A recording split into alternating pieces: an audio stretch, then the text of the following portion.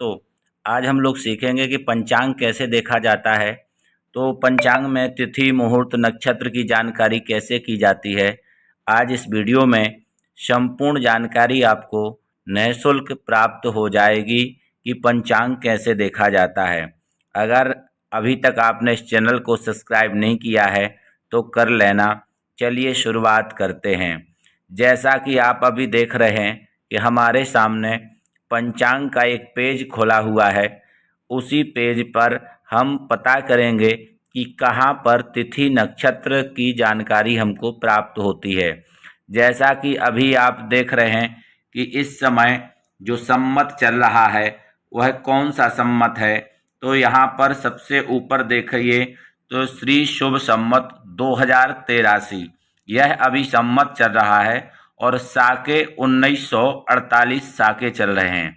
अर्थात अब यहाँ से हमको पता चलेगा कि कौन सा संवत है, कौन से साके चल रहे हैं। यह अधिक मास चल रहा है, ज्येष्ठ का महीना है, कृष्ण पक्ष है। अर्थात जो परसोत्तम महीना लगा हुआ है वह परसोत्तम महीना चल रहा है। यह कब से कब तक चलेगा तो यहाँ पर आप देखेंगे कि जून 2026 अर्थात 1 तारीख से लेकर के 15 तारीख तक यह कृष्ण पक्ष चलेगा 2026 में। और इस समय सूर्य सौम्यायन है, सौम्य गोले में चल रहे हैं। अर्थात ऋतु कौन सी है तो ऋतु को आप देख सकते हैं, ग्रीष्म ऋतु लिखा हुआ है। यहाँ से आपको यह जानकारी प्राप्त हो जाती है कि कौन सा संवत है, यानी संवत 2083 है, साके 1948, अधिक मास अर्थात परसोत्तम महीना है इसलिए अधिक लिखा है। अगर परसोत्तम महीना नहीं होता तो सीधा कृष्ण ज्येष्ठ कृष्ण पक्ष लिखा होता, इसलिए परसोत्तम महीने के चलते अधिक मास लिखा हुआ है। चलिए अब हम जानकारी लेते हैं कि तिथि मुहूर्त नक्षत्र कहाँ से कैसे देखा जाता है। तो यहाँ पर आप देख रहे हैं कि हमारी उंगली जहाँ पर जा रही है यहाँ पर आपको तिथि की जानकारी मिलेगी।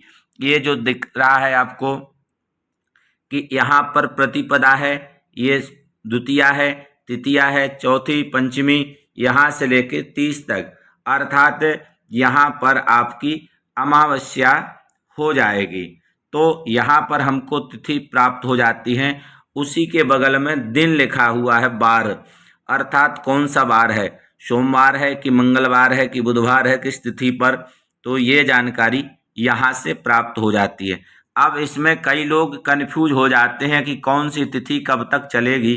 तो यहाँ पर आप देखेंगे कि उसके बगल में जो संख्या लिखी हुई है यह संख्या दिन का जो घटी पल होता है वह लिखा हुआ है। इसके बगल में आप देखेंगे तो दिन लिखा हुआ है 3:03, अर्थात यह प्रतिपदा 3:03 तक रहेगी, उसके बाद द्वितीया लग जाएगी। ज्येष्ठा नक्षत्र है तो ज्येष्ठा नक्षत्र का यह घटी और पल लिखा हुआ है 32 घटी 20 पल। कब तक चलेगा, सायं 6:12 तक ज्येष्ठा नक्षत्र चलेगा। उसके बाद आगे देखेंगे तो योग आ जाता है, यहाँ पर सिद्धि योग है और ये घटी और पल है, अर्थात 1 घटी 47 पल तक यह सिद्धि योग प्राप्त है, जो कि समय अनुसार प्रातः 6:56 पर समाप्त हो जाएगा। अब इसी प्रकार से हम कर्ण को देखते हैं, यह कर्ण है। तो आगे चल के आगे देखते हैं कि योग में पद्म योग लगा हुआ है। और अब यहाँ पर सबसे विशेष है क्योंकि ये जो लिखी हुई हैं ये तारीख लिखी हुई हैं 1 2 3 4 5 6 इस तरीक़ा से आप देखेंगे तो पूरा नीचे तक 15 तक जो है तारीखें हैं। जैसा कि हमने पहले भी कहा था कि यहाँ पर 1 तारीख से लेकर के 15 तारीख 15 जून 2026 तक ज्येष्ठ कृष्ण पक्ष चलेगा। तो यहाँ पर 1 तारीख को कौन सी तिथि है तो यहाँ पर आप देखेंगे कि 1 तारीख को आपका प्रतिपदा सोमवार तिथि है। उसी प्रकार से आप नीचे देखते आएंगे वर्तमान तिथि का आपको पता लग जाएगा।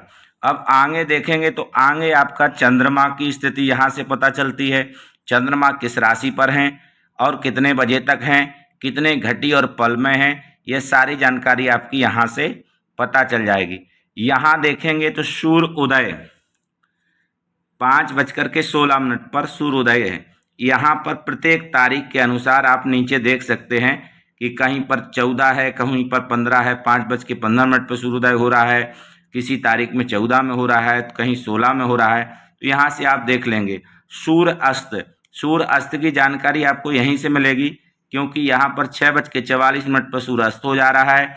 तो यहाँ से नीचे तक देखते आएंगे, प्रत्येक तारीख के बाद यह स्थितियाँ प्राप्त हो जाएंगी कि किस तारीख को सूर्य कितने बजे उदय होंगे और कितने बजे अस्त होंगे। ये चीज़ आपको यहाँ से मिल जाएगी। उसके बाद यहाँ देखिए सूर्य स्पष्ट है। अच्छा, ये चीज़ बहुत विशेष है, क्योंकि यहाँ पर जो आप एक देख रहे हैं अर्थात सूर्य मेष राशि पर इस समय है। ये मेष राशि लिखी हुई है। जब हम कुंडली बनाते हैं तो कुंडली बनाते समय एक घर आगे बढ़ा करके लिखा जाता है। तो यहाँ पर सूर्य वृष राशि में प्रवेश का आपको पूरा जानकारी मिल जाएगी कि कैसे सूर्य वृष राशि में पहुँच गए हैं। लिखा एक है पर कुंडली में एक अंक बढ़ा करके भरा जाता है, अर्थात एक की जगह 2 भरना पड़ेगा आपको। तो वृष राशि पर सूर्य चलेंगे इस समय। अब यहाँ से ये राशि हो गई, ये जो है गति और अंश कला विकला, इस प्रकार से राशि अंश कला विकला ये लिखा हुआ है। यहाँ पर आपको गति प्राप्त हो जाती है कि सूर्य की गति क्या है। उसी प्रकार जब कुंडली आप बनाएंगे तो कुंडली बनाते समय आपको प्रत्येक ग्रह की जानकारी होती चली जाएगी। आगे स्थिति आप यहाँ पर चंद्रोदय की देख सकते हैं कि चंद्रोदय कितने समय में हो रहा है। जैसे यहाँ पर आप देखिए 7:51 पे चंद्रोदय है, उसी प्रकार से प्रत्येक राशि का आप देखते आएंगे तो राशि के अनुसार चंद्रोदय की भी स्थिति आपको प्राप्त हो जाएगी। अब हम जैसे उदाहरण तौर पर देखें कि एकादशी कब है, तो यहाँ पर आप देखेंगे एकादशी पुरुषोत्तमी एकादशी व्रत सर्वेशाम लिखा हुआ है, सर्वसिद्धि योग है। तो इसी एकादशी के सामने आपको देखना है कि यहाँ पर जो है किस तारीख में आ रही है। 11 तारीख को एकादशी व्रत है। अब यह कब तक एकादशी व्रत रहेगा, तो इसी के आगे आप और चले जाएंगे, धीरे धीरे करके आप आगे जाएंगे तो आगे इधर आपको देखने को मिलेगा कि एकादशी गुरुवार को प्राप्त हो रही है। गुरुवार को एकादशी प्राप्त होगी और कितने बजे, दिन में 5:54 तक एकादशी रहेगी। तो अर्थात 11 तारीख को एकादशी मनाना ही शुभ माना जाएगा। इस प्रकार से आप पंचांग में तिथि, नक्षत्र, मुहूर्त सब चीज़ की जानकारी आप ले सकते हैं। स्पष्ट रहता है कि ये नक्षत्र लिखे हैं। जैसे एकादशी के दिन अश्विनी नक्षत्र चलेगा, शोभन योग रहेगा और भव करण रहेगा। उसके बाद आगे मानस योग रहेगा। चंद्रमा जो है वृष राशि पर रहेंगे। इसी प्रकार से आप पंचांग में देख सकते हैं और यहाँ पर सभी ग्रहों की स्पष्टता दी जाती है कि कौन सा ग्रह किस राशि पर चल रहा है, कितने अंश पर चल रहा है, क्या उसकी कला है, विकला है, गति है। सारी चीज़ें यहाँ पर आपको स्पष्ट रूप से प्राप्त हो जाती हैं। अब यहाँ पर वही चक्र हमको प्राप्त हो जाता है कि कौन सा ग्रह किस स्थान पर चल रहा है। और यहाँ पर हम देखेंगे तो यहाँ पर हमको लग्न प्राप्त हो जाती है। जैसे कई लोग आपसे प्रश्न करते हैं, किसी भी प्रकार का प्रश्न किया तो तुरंत आप यहाँ से लग्न देख करके इस प्रकार का चक्र आप भर सकते हैं, जिससे आप कुंडली निकाल लेंगे। तो प्रश्न लग्न कुंडली की जानकारी भी आपको सरलता से प्राप्त हो जाएगी। हम अपने चैनल पर निरंतर ऐसी वीडियो लेकर के आते हैं जो आपको सरलता से जानकारी उपलब्ध करा दे। तो अगर अभी तक आपने इस चैनल को सब्सक्राइब नहीं किया है तो कर लीजिए। ये चैनल पूर्ण रूप से निःशुल्क है, किसी प्रकार से कोई शुल्क नहीं है। और वीडियो अगर अच्छा लगा हो तो चैनल को सब्सक्राइब कर लेना। और अगर किसी प्रकार की जानकारी चाहते हैं तो कमेंट जरूर करना।